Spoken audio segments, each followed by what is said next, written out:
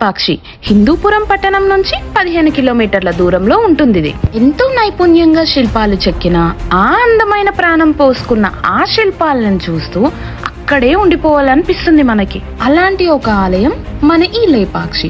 అసలు ఈ లేపాక్షి అనే పేరు ఎందుకు వచ్చింది, ఎలా వచ్చిందో తెలుసుకుందాం. దానికోసం 2 కథలున్నాయి. అందులో మొదటిది, సీతమ్మ తల్లిని రావణాసుడు చెరపట్టి తీసుకెళ్తుంటే అప్పుడు సీతమ్మ తల్లిని కాపాడబోయి గాయపడ్డ జటాయువును చూసిన శ్రీరామచంద్రుడు లే పక్షి అని పిలిస్తే జటాయు లేచి నిల్చుందని, అందుకే ఆ స్థలానికి లేపాక్షి అని పేరు వచ్చిందని చెప్తుంటారు. దీనికి ఇంకో కథ కూడా ఉంది.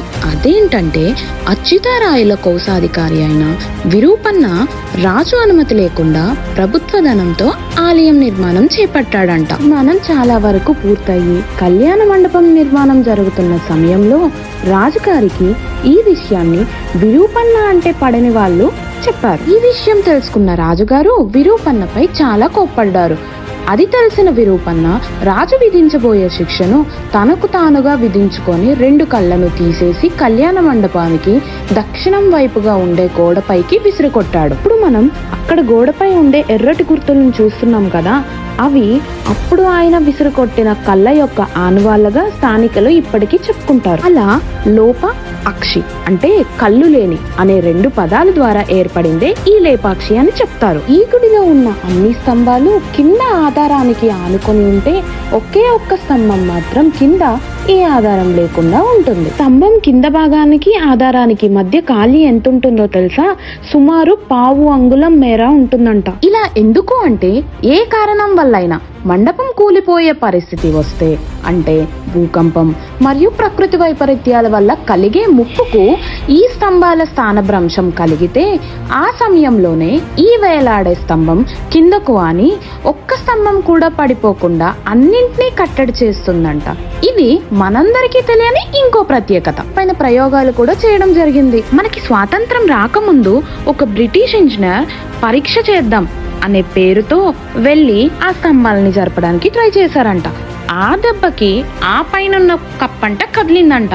మండపం కూలిపోయే సిచ్యువేషనే వచ్చింది. అలాంటి టైంలో ఏ సపోర్ట్ లేకుండా వేలాడుతూ ఉన్న ఈ స్తంభం ఉంది కదా, ఆ స్తంభమే మండపాన్ని అంతటినీ కాపాడి దానికి ఆధారంగా ఉందంట. ఇక్కడున్న ఈ వీరభద్ర ఆలయాన్ని సామాన్య శకం 15 మరియు 16వ శతాబ్ది కాలంలో విజయనగర ప్రభువు గారు, అదేనండి అచ్యుతారాయులు వారి కాలంలో కోశాధికారిగా ఉన్న విరూపన్న కట్టించారు. ఆలయాన్ని తాబేలు ఆకారంలో ఉన్న ఒక రాతి కొండపై నిర్మించినందున ఈ కొండను తెలుగులో తాబేలు కొండ అని అర్థం వచ్చేలా కూర్మశైలం అని పిలుస్తారు. వీరభద్రుడు అంటే అర్థం శివుని యొక్క అగ్ని అవతారం అని. దీన్ని శ్రీ వీరభద్ర స్వామి ఆలయం మరియు లేపాక్షి దేవాలయం అని కూడా పిలుస్తారు. మొత్తం 70 స్తంభాలు ఉన్న ఈ ఆలయంలో మనం మాట్లాడుకున్న ఒక్క స్తంభం మాత్రమే వేలాడుతూ ఉంటుంది. ఇక్కడ హనుమంతుడి పాదముద్రలు లేదా సీతామాత పాదముద్రలు ఉన్నాయని అక్కడి ప్రజలు నమ్ముతారు. వాళ్ళ స్థానిక పురాణాలు అవే చెప్తుంటాయంట. ఇంకా అగస్త్య మహర్షి అక్కడ లింగాన్ని ప్రతిష్ఠించారంట. ఇక్కడ చూడాల్సింది నంది.